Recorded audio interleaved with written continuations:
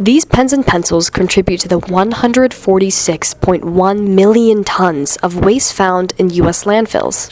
They're found in our water, on our floors, and in the dirt.